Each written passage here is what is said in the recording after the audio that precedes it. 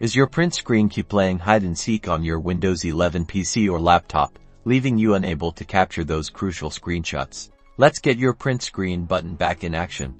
First, we need to ensure it's actually assigned to a function. While most Windows 11 installations have this enabled by default, sometimes it might get accidentally unassigned, especially after updates or software installations. Head over to your Windows settings. You can do this by right-clicking the Start button and selecting Settings, or by pressing the Windows key and the I key together.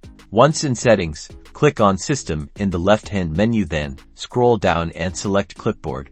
In the Clipboard settings, locate the option that says Use the print screen key to launch screen snipping. Make sure this toggle switch is turned on. This is the most common fix for a non-functional print screen key.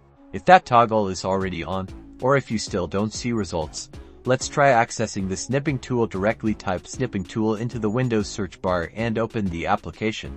In the Snipping tool window, look for the New button. Clicking this will allow you to manually select an area of your screen to capture, even if your keyboard key isn't working.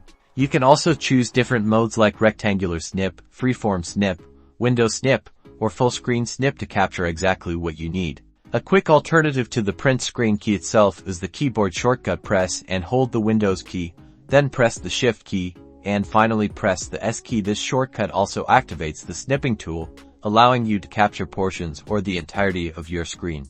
Once you've captured your screenshot, you can edit it within the Snipping tool and then save it to your preferred location. This ensures you never miss a moment or a critical piece of information on your Windows 11 device. Now your print screen key should be working perfectly.